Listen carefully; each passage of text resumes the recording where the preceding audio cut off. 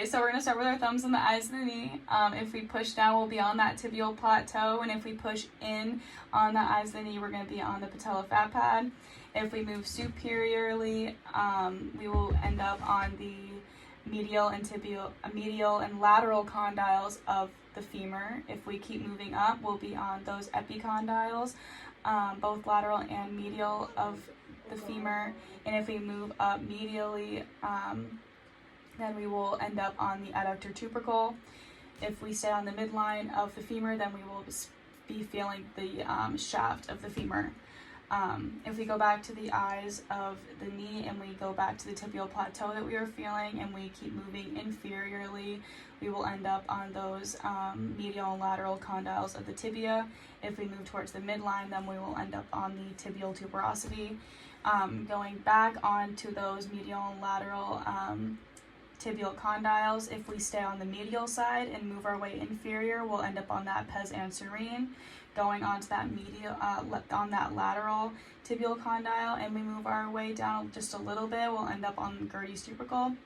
And if we go to the tibial tuberosity again, then and we feel inferiorly all the way down the leg, we will be on the shaft of the tibia.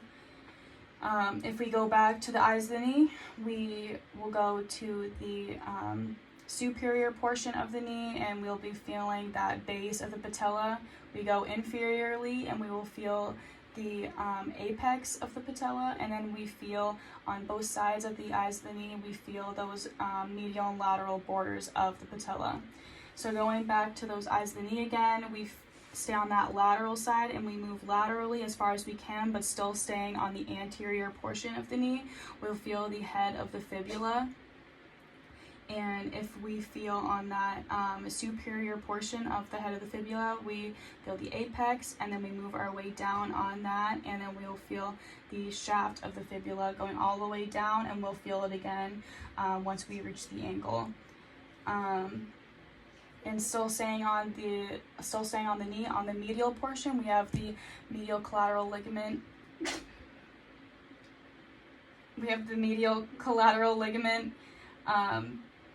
Which runs from the medial femoral condyle and runs to the medial tibial condyle. And then next, if we go on to the lateral portion of the knee, we have the lateral collateral ligament, and this runs from the lateral femoral condyle all the way to the lateral tibial condyle. Next, we have the iliotibial band. So this starts and originates onto the iliac crest that's up in the hip, and it runs all the way down to the Gerdy's tubercle, which we palpated already. And then we have the patellar tendon, which it connects the patella to the tibial tuberosity, and then superior to that we have the quadricep tendon, which connects the quadricep muscles, which we'll be talking about in just a second, to the patella. Alright, so going to the muscles, we have the sartorius, which originates onto the anterior superior iliac spine, runs all the way down to the pes anserine, and the action is flexion and internal rotation. Next, we have the quadricep muscles. So there's 4 of them. So first we'll start off with the rectus femoris. This one originates onto the inferior iliac spine and runs down to the tibial tuberosity, where it assists with knee extension. And next we have the vastus lateralis. This originates onto the greater trochanter and intertrochanteric line and runs all the way down and inserts onto the tibial tuberosity, and also assists with knee extension. Moving medially, we have the vastus medialis. This originates onto the intertrochanteric line and the linea aspera, and it works its way down inferiorly, and again it inserts onto the tibial tuberosity. Lastly, we have the vastus intermedius, which is the deepest out of all the 4 quad muscles, and this originates on the proximal 2/3 of the femur and runs all the way down, and also inserts onto the tibial tuberosity. Next, we'll go on the proximal side of the femur, so we'll be doing the hamstring muscles. First, we'll do the biceps femoris. This originates onto the ischial tuberosity and the linea aspera, and then they run down and they insert onto the head of the fibula and the lateral condyle of the tibia. This action is assists with knee flexion and internal rotation of the tibia. Next, we have the semitendinosus. This originates onto the ischial tuberosity and then makes its way down to insert on the pes anserine. And this also assists with knee flexion and internal rotation.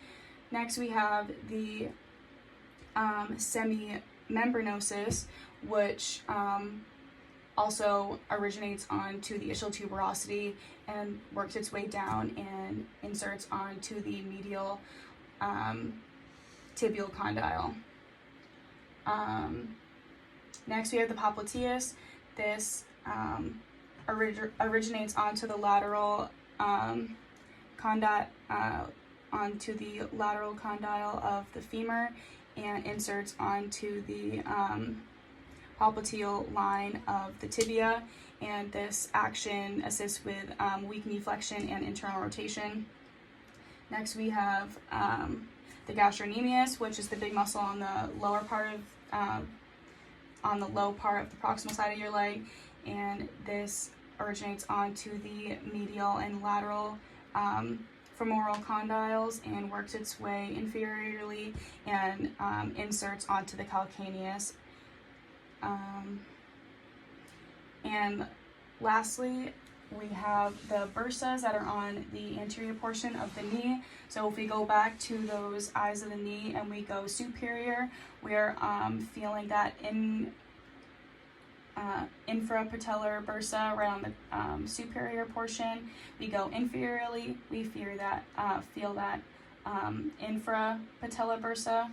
We go right on the patella, we feel that prepatellar bursa, and then down to that pes anserine that I palpated earlier, we feel the prepatellar bursa.